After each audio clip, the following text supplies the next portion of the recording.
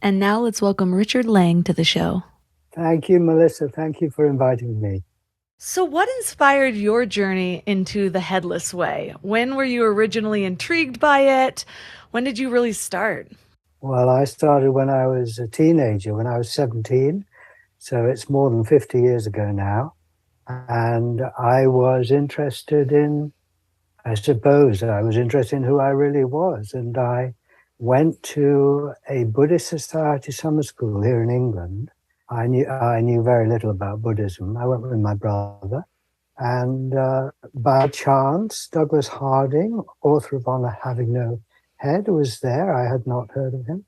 I went to a workshop with him and he showed me my true nature, and the rest is the present. So, give us a brief history of Douglas Harding and how he discovered that he had no head before we get into the big concepts of it. Yes. Well, Douglas was born into a strict Christian group called the Plymouth Brethren. His father was very keen, but he left when he was 21. He decided he couldn't accept that they had the only way to truth just because they said they did. And he then started, really, to cut a long story short, exploring what it was like to be himself. And he realized he had layers, that he wasn't just human. He was made of cells, which were made of molecules, which were made of atoms, which were made of particles, which were made of practically nothing. But going away, he was part of a society, part of a planet, a star, a galaxy. So if you imagine an onion with layers, the obvious question, once you've started to explore the layers, is what is at the center? And he had the impression that it was a kind of nothingness, because the closer you got to it, the less there was to perceive. But then he was in India. He'd gone there with his wife. He was an architect. He got a job there in 1937. He was 28. And the war broke out. He became a major in the army there. And his inquiry into what he was at center intensified, partly because of the war, all of that. And then one day, he saw a picture by Ernst Mach, which was a first-person drawing. So it was a drawing Mach, this philosopher, physicist, drew of himself from his own point of view. And Douglas looked at the picture and realized he couldn't see his own head. And of course, he could see it there in the mirror, and other people could see it, but he couldn't. And this was, he realized, direct perception of the center, which is empty, headless, faceless, space for the world. He then set about writing a book, The Hierarchy of Heaven and Earth, which was published in 1952. And from there, he spent the rest of his long life, he was 97 when he died, he spent the rest of his long life writing. He developed experiments, we call them, for sharing our true nature, very simple awareness exercises. And I met him in 1970. He took me through some of the awareness exercises, showed me that, just pointed out that from my own point of view, when I look down, my body's headless. I'm space for the world. I thought that is fantastic. That is such a simple, direct way of communicating one's true nature. You know, when you look at someone, if I look at you, Melissa, then I don't see Richard here. I see Melissa. I'm space for Melissa. I have a Melissa's face now. I'm looking out of this openness. So I looking back, really what I did was I dedicated my life from then on, really, to being aware of this primarily, enjoying it, being aware of who you really are, but also sharing it. And I have many, many friends I share this with. So I go around making friends. When I saw in your book, you've written it almost like a comic book. And one of the images is kind of a recreation of the Ernst Mach self-portrait. And so for listeners that can't see it, basically it would be like if you were sitting on your couch with your legs up. You can see your legs, you can see your hands. You can't see your face or your neck, but then part of his self-portrait is actually what he sees. And so he's in like an office, I believe. And so he sees the desk and the chair and whatever. For some reason, that image had a really profound effect on me as well, because seeing that as a self portrait, just even contemplating that idea, in my mind, what happens is realizing that everything in my awareness is a part of me. And it's kind of like, if you've gone down the self discovery or spiritual journey, you've heard maybe many times, maybe this is your first time hearing it, how the wave seems separate, but it's just a part of the ocean and it gets sucked back into the ocean. And so I think about that a lot. And I think about my place in this world and how, we're all one and we're all a part of everything.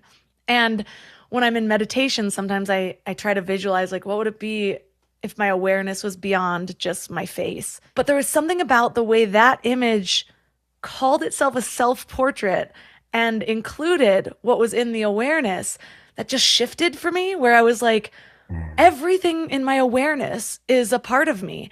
And I had, like, I'm actually getting chills right now. I feel like I'm going to cry, but I'm also pregnant and I cried on an Instagram ad this morning. So that might not mean anything, but it also sometimes means I'm on the right track. And, and so it changes the levels of even gratitude when you're aware of something, because you were so used to just, you know, going in line at the post office and kind of judging the things around us. Oh, this line's taking too long, blah, blah, blah. But then suddenly being like, this is a part of me. This is a part of Yeah. everything we experience becomes a part of us. It changes who we are when we have an interaction with somebody.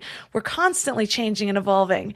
And so when I'm sitting here talking to my husband or meeting a new friend, all of a sudden, who that person is, when I see them, that's my awareness. That's a part of me. And I just started to see in a different way how every single moment of life integrates within who we are. Yes, well, that's beautiful, Melissa, and I know just what you're talking about. And I don't think there's any greater discovery. And it's a rediscovery every moment, isn't it? It does give you chills sometimes. It does me. And this means that in a certain sense, we know each other. You see, there's a lot you don't know about me and a lot I don't know about you, and I don't know what you're thinking and feeling. And I know that you're looking out of this boundless awareness, this single eye, you see, into your world, which is you. There's no separation between the space that you're looking out of and what's in it. Now, this brings us all together. We are many, but we're one as well, aren't we? Just one unnamed, still, spacious awareness, full of everything. It's wonderful, wonderful. Yes. Maybe earlier in my spiritual path, I probably would have been a little bit more confused by this. And I would have thought, why does that mean something that I can't see my own face? Why does it mean anything? Because I can look in the mirror and it's reflected back to me. Other people can see what I look like. They can look in the mirror with me and tell me that, yes, that's what I see. I can feel my face and confirm that it's there. So, what is the significance of this idea that from our perspective right here, right now, we're headless? Well, I think it's different for everyone, the meaning, and it's different from day to day. I would say it is, I shared it recently. I was in California actually at the wedding of my niece, and I got talking to the groom's grandfather, who was 92, was a famous violinist. And he said, eventually, because I was talking about his playing and all that, and they said, what do you do? I said, I teach philosophy. Oh, what philosophy? I said, the headless way. He said, what's that? Well, these days, I don't start with explaining. I said, well, I'm looking at you. I don't see my face. I see yours instead.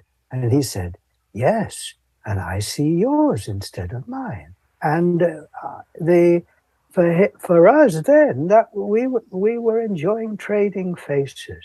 See, I had his face like I've got yours now, and he had mine. You see, there are many ways of thinking about this, but the listener, I suggest you do some of the experiments. Just notice the simple thing: you can't see your face now. You can think about it and remember it. And I suggest that you've never ever seen your head on the top of your body. You've seen it in the mirror, Other people see it, but you've never seen it directly. And for knowing about yourself, you're dependent on others, aren't you, for feedback. We're always reading people's gestures and words and so on, but I've never ever seen Richard here. Now that it can be a bit unnerving. You suddenly realize I mean, if I've got egg on my beard, I have to wait until I look in the mirror or someone tells me. I can't, or look on the screen. But walking around, I've just never ever seen. So that it can be a bit unnerving. You're dependent on others. You only know yourself through others as a person, you see. But when I look at the place where others see Richard, I find this clear, open space full of the world. And I can see here at my center what no one else can see. Everyone else sees Richard, and I accept that, and I welcome that, and I take responsibility for being Richard, more or less. But at center here, where no one else is, I look, I find this clear, boundless space. I am not a thing in the world. The world is in me. That is just mind-blowing. You never get used to it. The whole universe is in your awareness, in you, and there's no dividing line. Now, you see, I go around sharing and, often waxing lyrical about how wonderful it is to be who you really are.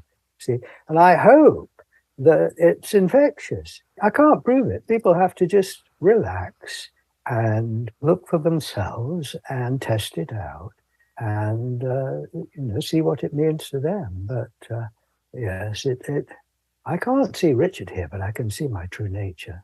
And of course, all the great mystics, really, their message, when it is boiled down to the simplest thing, is at your center is a treasure.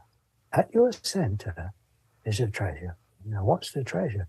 The treasure is God or spirit or awareness. It is a kind of stillness, a silence, in which sound happens, in which the world is happening. Now, some of them say you are missing out on the most amazing thing if you don't wake up to that treasure. Well, the Headless Way is saying, point back at your face and have a look. Can you see anything there? No. I've just mentioned that I have layers. We all have layers. And seeing who you really are is seeing what's at the center of all these appearances, which is this no thing full of everything. But it's quite useful to think of it developmentally too. So there are 4 stages: baby, child, adult, seer. Baby's headless, right? Pre-verbal. When you were just born, you were just space for the world. You'd no idea of what you look like. You'd no idea of a face behind which you're supposed to be living, separating you from your mum. It's just open. You have your mum's face, but you're pre-verbal, so you don't think about it like that. Then from day one, people start reflecting back to you what you look like through language, through gestures, pointing to the mirror. And gradually you become aware of what you can't see, which is what others see. I became aware of Richard, you see, gradually. And my mum and dad would, I suppose, point in the mirror and say, we can see that face over there where you can't see anything. And your job is to imagine that face, pull it out of the mirror, flip it the other way around, put it on like a mask. Imagine you're behind it, that you're in a body, you see, and you're separate from others. Well, to begin with, I occasionally remembered, the rest of the time I just was open, see. And I'll have a little, fantastical story. You're sitting with your infant friend and you say to your friend, this idea of imagining you're behind a face that you can't see and acting as if you're inside a box here. I just can't do it.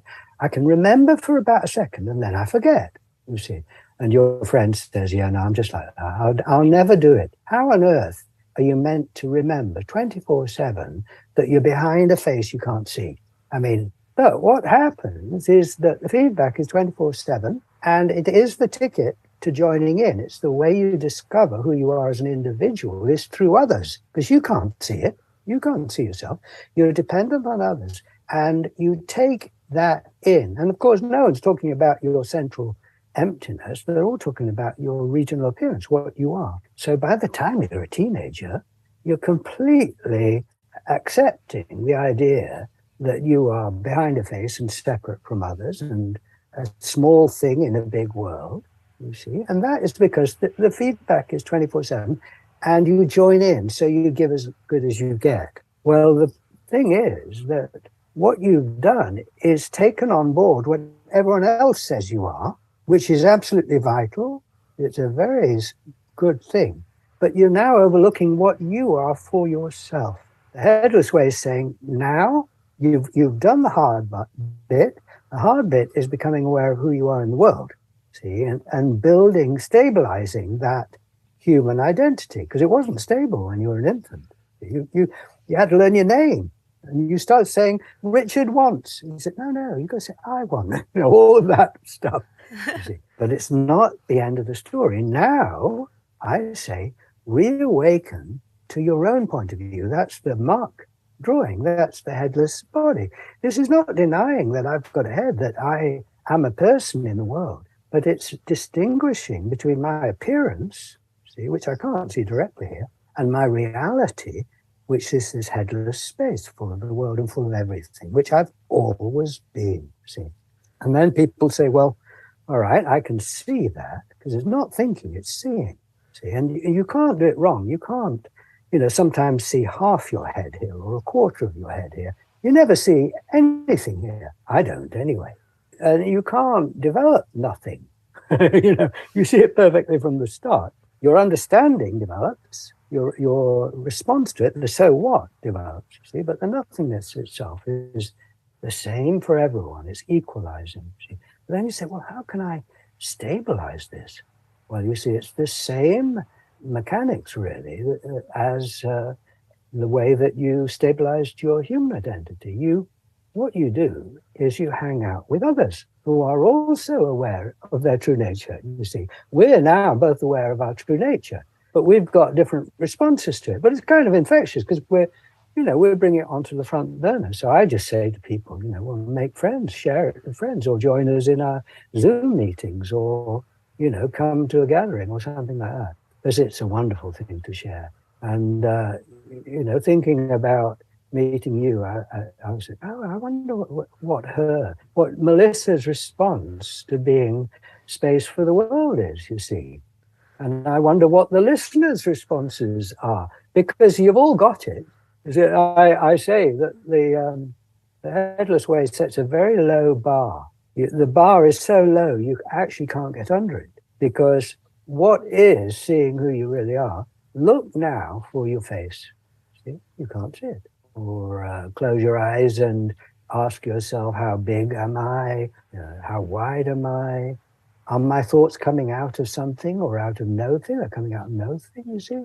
Do all these body sensations actually restrict me? No, you see?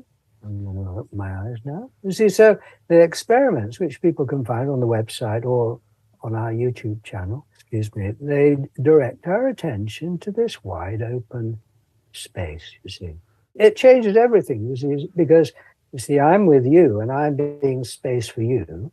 When you speak, then I hear two voices in one consciousness, right? Yeah. There you are. Two voices in one consciousness. How many consciousnesses do you actually experience, Melissa? That depends. Part of me thinks I'm at a level of almost two. I can get to the place of the consciousness I've always identified with, and then also the observer. And so that's something that I've been working on for a while, where and then all of a sudden like, oh, interesting that I'm having those thoughts. So I'm not sure if that was a valid response to your question, but I think about that a lot. It feels like there's two of me inside of me now, just the autonomic responses, and then the person that's sort of just curious by those. Yes. I think there's probably trillions within you, all within this one space. I only find one space. That's what I mean. But I find lots of people and voices within this space. And you see, I say when you grow up, you learn a language that is based on separation. So I means Richard and you means Melissa from my point of view. You see, so I say I am talking to you. It's me as Richard talking to Melissa there, you see. So we grow up And language confirms and affirms our separateness. Now, when we see who we are, I say, oh, my true nature isn't a thing. It's space for things. And now I need develop language or a different language to articulate this other point of view. Because the first language is articulating the point of view where we're head to head, what everyone else sees. But now I say I'm head to no head. I have your face instead of mine. These two voices are in one consciousness. I am the space for the world. Well, I'm saying that I, as space, I'm room for everything. I'm no divine. Now, this is, the world needs this, doesn't it? It does. Because like I said earlier, it changes my engagement with things, my relation to things, I suppose. Because we're so used to defining our separateness in relationship to others.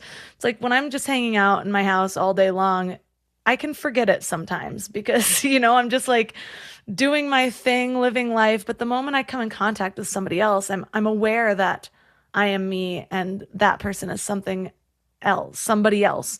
And even the word self-conscious is so interesting because the word has such a negative connotation, but really, if you just break down the word, it's the conscious part of yourself, but we look at it as like all of a sudden we're almost insecure or we feel less than. Why is that? Why did we even give meaning to a word like that? And so now when you're viewing from that empty space and you're like, okay, well, now I'm in relationship to this person and this person is in my awareness. This person is a part of me because I am this awareness. Suddenly I don't feel that separateness anymore. The energetic barriers dissolve. And so it decreases my inclination to even judge or to, kind of want to have my own things, whatever. It's just like, oh, we're here. This is who we are. And it's just funny because I've heard that analogy of the wave being part of the ocean, but it's also its own wave and it goes back into the sea. And it's always been a fun thing to contemplate, but really feeling that in my body with all the people around me has been hard until that darn self-portrait that I saw. Something about it just completely shifted and I was like, oh my gosh, it's that. And so in your book, you talk about, or you lay out the realizations of Douglas Harding and on how, like if you're looking really close, if you get closer or further away, anybody who's viewing you loses that concept of you too. Like the further you go in, then you're just a bunch of cells. You can't tell that's a human at all. And then you zoom out, you eventually see a person, but you keep zooming out and you keep zooming out, and eventually you're above the city, above the planet. And that one person becomes a part of the whole mechanism. And it's kind of like when you pick up a plant or a piece of fruit or whatever, and then you put it under a microscope and you find these tiny living organisms inside of it. And you're like, well, was that a part of the fruit or was it not a part of the fruit? Because I just ate it all anyways, and the same is if we're looking down in a city, it's like, well, are those people a part of this? And Douglas Harding said that it was basically this creature called humanity and how we're part of that is us. We're in it. The world is in us from our awareness. And I don't know, there's just something about the way of looking at this that, like I said, shifted my relationship to the concept to where I just understand it on such a deeper level. Well, I have a friend called Christian who lives in Hawaii, and I did a workshop at Brighton Bush up in Oregon, which is a hot springs. And the poster for the workshop was that drawing, Ernst Mark drawing, headless body, you see. And it was stuck on a door. And I had left. The workshop was over. And Christine turned up and she saw the poster. She saw the headless body. She turned round. She walked out, looked at the trees and just said to herself, yes, I am everything. And it was just seeing the picture, like you in a way. Just seeing the picture. It's just looking. It's a simplicity of just seeing. Yes. But what are you looking out of now? This is not a debate. It's not an argument. I can't prove it to you. You've got to just look for yourself. Do you see your head? Do you see your two eyes? or you're looking at what I call a single eye, and the view fades out all the way around into this vast openness. Wow, yes. And that I say that must be the same for everyone. Now we have a different view out from that. It's very strange and mysterious. A different view out from this emptiness. So, in the view out, we're many, in the view in, we're one. And this changes everything. It just changes everything. And you never get used to it. It's always fresh and it's always giving you something new. You're realizing something new. It just goes deeper and deeper. Just to be room for your friends, even if you don't say anything. I'm sure they feel it because it's love. There's nothing in the way. You're just being space for them without even having to think of that. You look at someone and you enjoy their face, and you're just open to it. And you're talking and you hear your voice and their voice in one silence, one consciousness. Or this space is so mysterious and creative. And it's still, isn't it, that you're driving and you know that you're in a car moving along the road and the scenery is still and you're moving, but from the inside, you're still and the scenery moves through you. I love dancing. I go dancing, and I was dancing a couple of evenings ago, and I was just thinking, everything is moving in me. That's not, the human Richard is moving about the dance floor, but who I really am, this divine openness really is moving the whole world.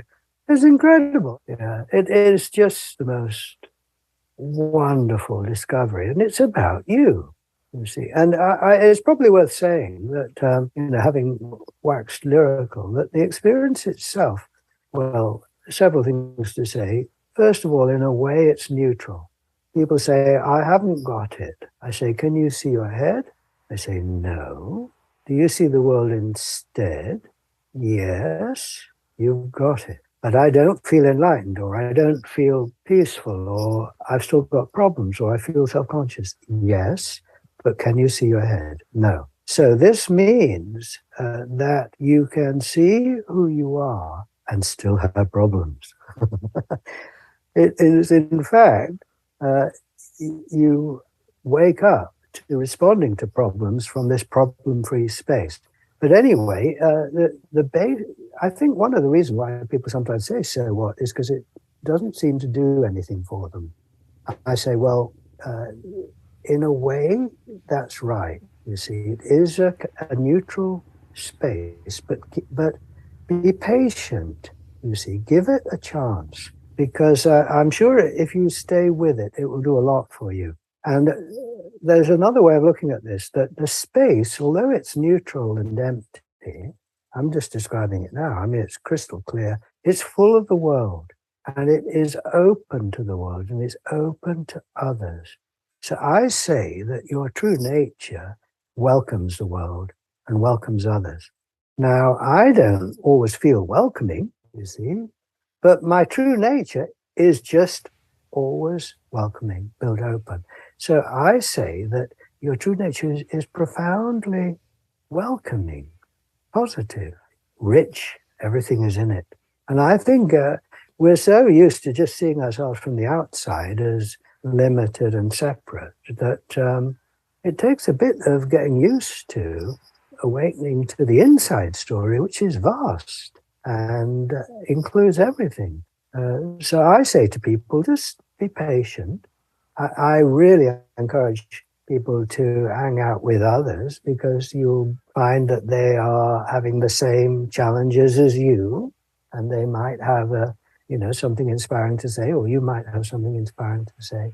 So if the listener thinks, oh, it doesn't do anything for me, relax, give it a chance. You place a big importance on, or really saying that there's a lot to be gained from hanging out with other people that are at least open to contemplating this. What are some of the insights that you've gotten from other people that have opened your awareness even more to this? Well, Douglas Harding wrote On Having No Head in 1961. And it was his first popular book on the subject. And the first chapter, he describes the experience of being headless and being space for the world. But then he goes on to explore the meaning of it. And he points out, to begin with, two things that he noticed, what it meant to him, really.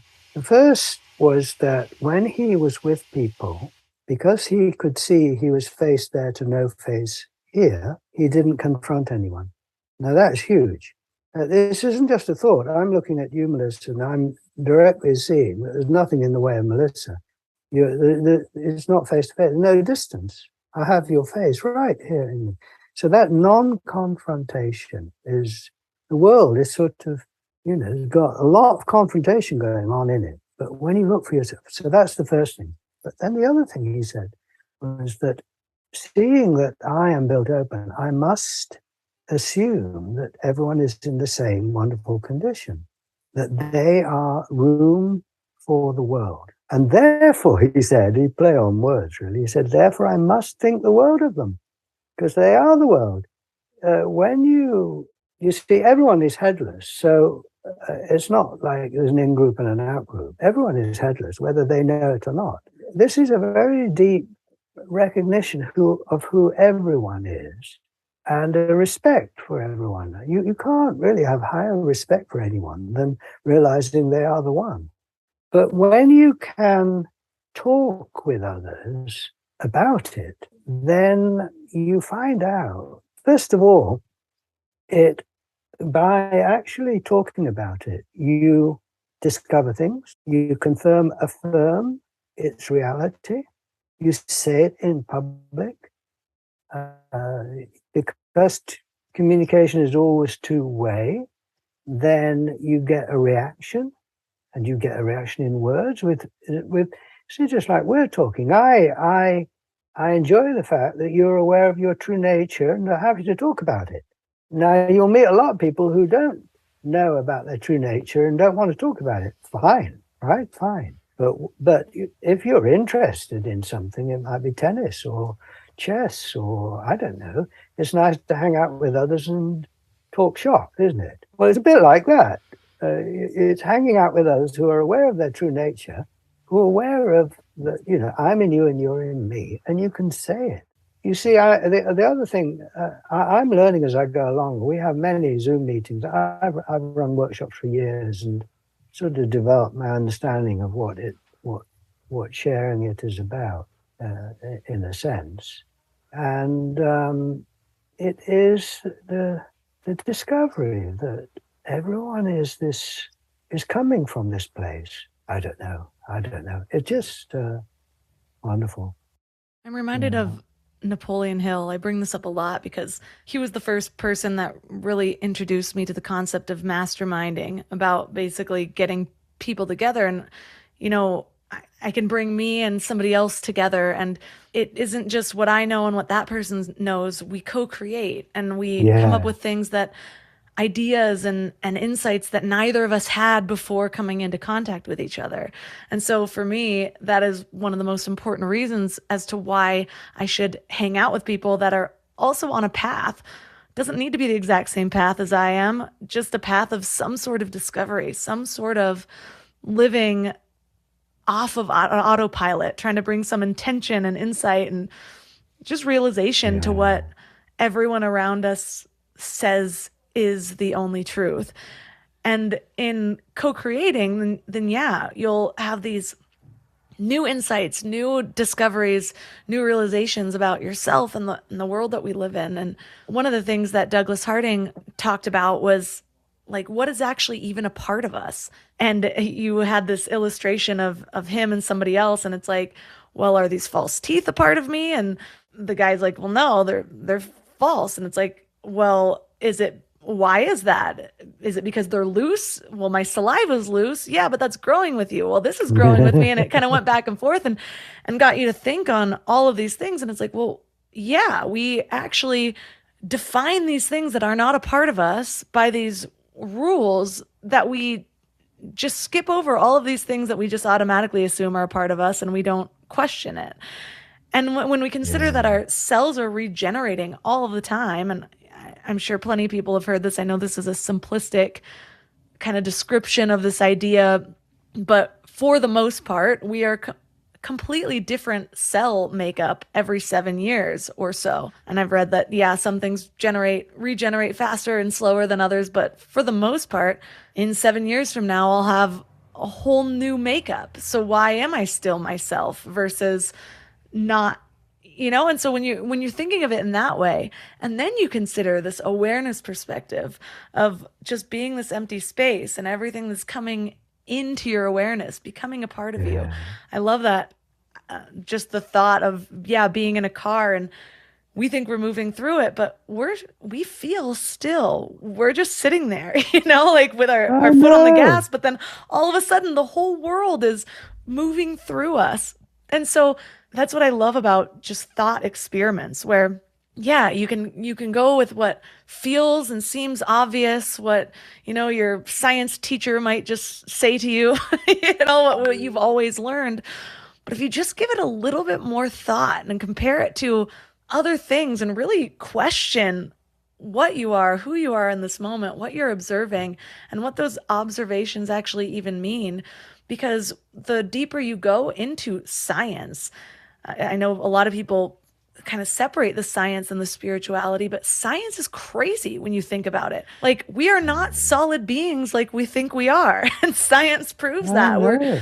constantly moving molecules. And one of the ways that Douglas Harding described it, or maybe you described it in your book, it was a combination of the two, was that science says that light bounces off your hand and into your eyes and then forms an image that's encoded and passed to your brain where it's reconstructed.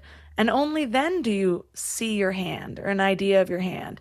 And if you have an imbalance in your mental processes, that's why, some people actually have illusions that are so real that they cannot tell it from the reality everyone else is perceiving. Who's to say that that person's reality is wrong when they're perceiving it in such a real way? There's all these different ways to sort of question what we're experiencing in the moment and sort of flip us upside down on it. And it can be maddening, but it can also be really expansive. Yes.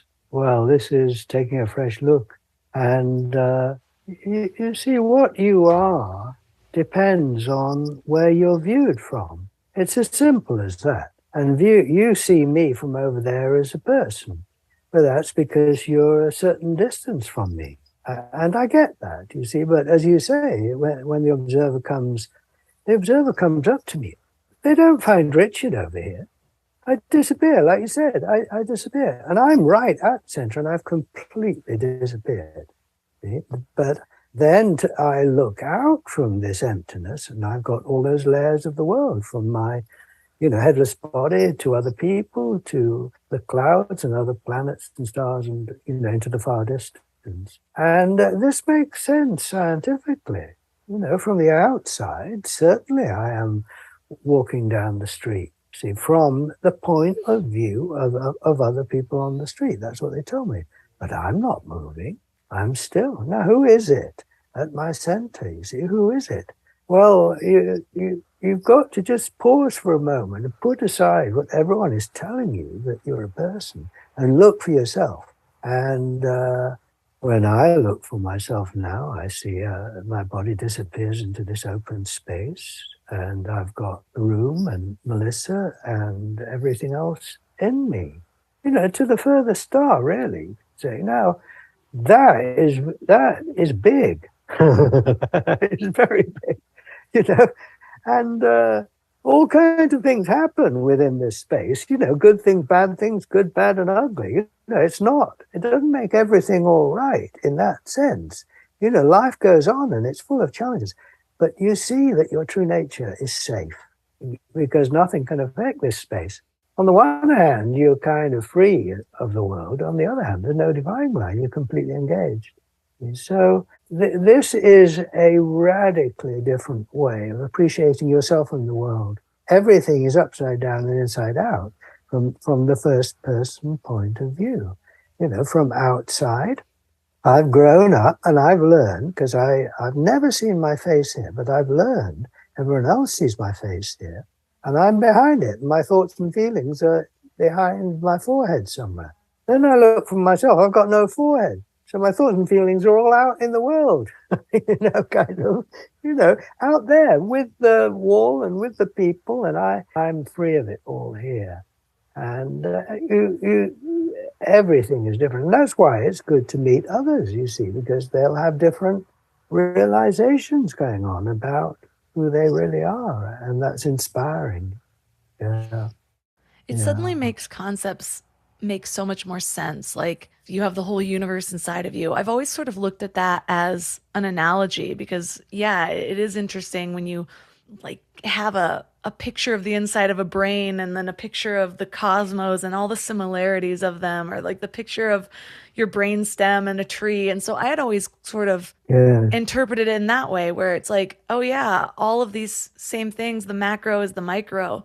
But when Yes. you suddenly open it up to you being just this space, like the one, because it doesn't even seem like we're looking out of two eyes. It's this one big No. eye, this one big Yes. space above. Yes. All I can really see down is like my chest and Yes. beyond. And so then the concept of like, I'm not in my body's in me, or my Yeah. center is not hidden. So many of us on Not that go into hidden. self-discovery are looking for the center, the core of who we are. And this whole time we're actually just looking out of it. It's right Exactly. here. It was never lost. There's something to Yeah, find. I know. Oh, what a joke. I mean, incredible. Yeah, and I mean the analogy is just so tame compared to the actual reality, which is there is no dividing line. Everything is within you. You are this vast open space. Everyone else is too. Uh, yeah, I know. I mean, well, I mean, it's a delight to hear that you're enjoying this, Melissa. And you see, you are accepting what you experience. You're accepting what you see. You're taking it seriously, not solemnly, seriously. You say, yes, yes. I can see who I am here and now. I'm looking out of it. It was never hidden. And I have these moments where my instinct towards separateness comes back in, and it's like somebody looks at you funny and you're like, oh yeah, maybe there is something to be self-conscious about, which by the way, I will never look at that word self-conscious again in the same way. But I was recently thinking about the idea of how we all are more connected than we think with tuning forks. So tuning forks, I played music for a really long time, and it's just so interesting. If you put a tuning fork in a room and you kind of ding it and one tuning fork goes off and say there's a bunch of other ones in there, they'll all lightly hum. And Oh, so yeah. without even having to touch it at all, and you can stop the Yeah. original one and the other ones still hum. Who talks about that in their book? I knew this from high school, but then I was reminded in a book I was recently reading. And so, oh, The Emotion Code by Dr. Bradley Nelson. And so I was just rethinking about that and I'm like, oh yeah, our connectedness is so awesome. It's why when somebody walks into a room and they are angry, and even if they're hiding it, you can sense it. You can like cut tension with a knife, or the positive energy in a room. You go in and all of a sudden you just feel better or you feel lower or whatever. And it's like, because this illusion of separateness is just an illusion anyways, regardless of how hard we're trying, how hard we're clinging to these beliefs that we've grown up with. We're always being affected by anything that's in our awareness. Even if we don't see it, we can just feel it. We can be turned around our awareness in another direction and it's behind our headless self. And we still Yeah. feel that tension. And so all of these things combined, yeah, I love how you put it where it's just like just seeing what realizations people come up. There's no right or wrong answer. It's just like, okay, think about No. this, dwell on it, experience life in a slightly different way, experience this moment in a vastly different way than you have been forever, Vastly and just different. see what Yeah. happens. Like what comes to your mind? How do you feel Yes. in relationship to your life, to the people? Yeah. What opens up for you? And so I'm curious, Yeah. when you really discovered this, what changed for you the most? Well, many things have not changed. I still feel self-conscious, but I'm very happy with that because I can feel so. I need to feel self-conscious. I need to be aware of Richard. I don't have to get rid of feeling self-conscious. I had to work that one out. I think I realized that I had to realize to work it out for myself that it's okay to feel self-conscious. That arises in the space too. It doesn't stop me seeing the space. you see. So there's nothing gone wrong there. I just feel you found home. You're at home. It's very simple things. You're at home. Everything is within you. It's not like I think about it all 24/7. I get on with my everyday life and all of that. But this is always here, isn't it? I think, personally, what I suppose happened for me was that I think it's self-evidently true. Well, it is self-evidently true. So there's a kind of end of seeking, isn't there? You think, well, I've got it, and perfectly, like everyone else has if they want it. So there's a kind of end of seeking. There's a kind of deep confidence, I suppose, that you're home, even when things are going funny. There's that. There's the recognition that it's just eternally creative. It will go deeper and deeper. You're on a fantastic ride forever. I think in my own life, because Douglas, when I met him, he just said to everyone, look, come and visit as friends if you were interested in that. So I did. And whenever I used to go to his house, there were always lots of people there. So I made a lot of friends. And I knew Douglas. I used to visit all the time, go do workshops with him. So during my life, I have the great good fortune to make many, many friends. You see, I probably have a very low bar for friendship as well. I say anyone who is happy to share with this with me, I call a friend. Because well, the Quakers used to call each other friends, the Friend Society, and that's the basis of it. So in my life, I've got hundreds, if not, I don't know. I just keep meeting people all the time, like now, and we share our true nature, and we're excited by it. And here we are. This is part of the ride, isn't it? Meeting people, and it's inspiring. It's fun. I go to lots of Zoom meetings a week. There's a great community of friends, you see, and we're all discovering the joy that we're all home. Even when things go wrong, I suppose we support each other in living from the truth. Every day new realizations come. I mean, I am communicating a lot about it. I'm always in touch with people. I'm writing about it. I am, so it's not surprising, it's what I've retired. I was a therapist. I've retired from that. I'm just 24/7 on this. So, it's inspiring me all the time. But I just became aware just the last day or two of the fact that my true nature is timeless and things come and go, but there's always something in the space. Now, I just think, Richard, how long have you got left in your life? You might as well say yes to this. You might as well just take the brakes off and say yes. That is just where I'm at, you see. So, my God, it's just like the world is arising in consciousness, and each thing comes and goes, but the whole doesn't, just happening here. Now, that is wild. That is wild. It's forever. It's forever. So I don't expect people to, agree with me. I don't care. It's just true, Now, that is so joyful. Douglas Harding had a lovely phrase. He said, everything that comes and goes, you see, every joyful thing has a shadow. Everything has a shadow. I mean, you shine a light on it, has a shadow, but everything has a shadow in the sense that it will end, except you.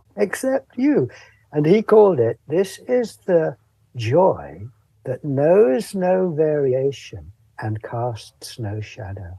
There is not a downside to who you really are. There's a downside to every experience, to everything there is. And I'm not denying that. And I don't like it all the time, but would I want it any other way? I can't. Anyway, that's the way it is. But who you really are, this is the good news. You see, the good news that people like Jesus and the Buddha were talking about. It wasn't just, finally sorting out your tax. It was, hey, you are the one that was never born and will never die, and everything is within you, and everything's pouring out of you, and there's no separation, and everyone is this too. So the older I get, the more loudly I sing my song and just say, who you really are is just fabulous, fabulous. And you are. How did you come to be, you see? How did you come to be? You don't know. I don't know. But I am. Now, but it's worth pausing for a moment and going, well done. Yeah. There's a lot we don't understand about the world, but good, you see. I was meditating on this morning, and you're right. The insights can, I almost had what felt almost like contradicting insights. And I'll let you into my Ah, mind for a minute because I was thinking, wow, suddenly I have this greater appreciation for the body that I can see. Because, mm, yeah, things come and go from my awareness all the time, but that's always there. And then I had this yeah, thought, but it'll age and it'll get different, and my hands will look different than they do now in 20 years and whatever. And I'm coming from a perspective of, or a past of having a lot of body image issues, having an eating disorder for a long time, and really working on that.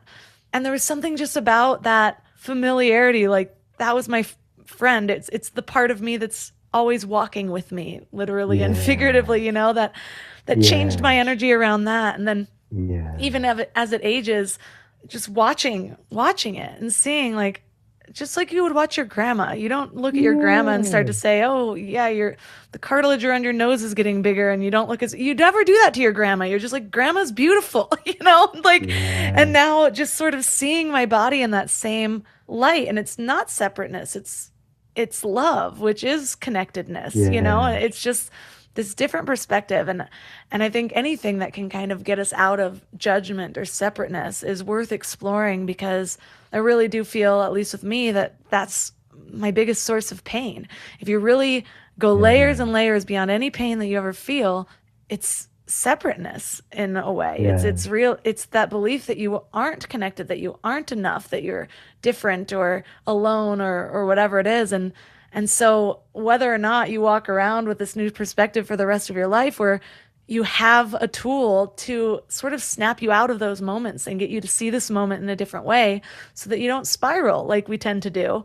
Either way you want to play with it, it's worth it. So thank you so much for bringing this insight. Like I said, I was not expecting to like feel such a profound shift in like the first few pages of your book, and I was like, "Oh my gosh." Then I'm just walking around and I'm like, "I have no head." I Probably know. seeming crazy, but it's fun. It's a laugh. It's so funny Yeah. that the truth can be discovered with such ease and simplicity in such a funny way, in a way. But with regard to separation, I discovered something quite a while back now. Because I got, after many years of seeing who I was, I started getting panic attacks. And I thought, how does that work? What is that about? And I tried to get rid of it. I realized what the source of the panic attack was feeling separate, see, feeling threatened, others, see. And so, I tried to get rid of the feeling, I'm not separate, I'm not separate, I'm not separate. It didn't work. The thought didn't work. And to cut a long story short, what happened was I came to accept that I couldn't get rid of the feeling of separation. And when I started to accept it and then explore the good things about it, because when I have that feeling of separateness from you, which I do, I have the feeling that you're someone else living your own life over there in California, you see. I have that deep feeling, even though I can see there's no dividing line, you're just a picture in consciousness, see? There's no other. At the same time, the paradox, I have this deep feeling that you are other. And I can't get rid of it, you see. And then I think, actually, this is really beautiful. The one has somehow become two. Is somehow there is someone out there, but the other is not me and is me. And when I began to say yes to the feeling of separation, I realized it is a great gift.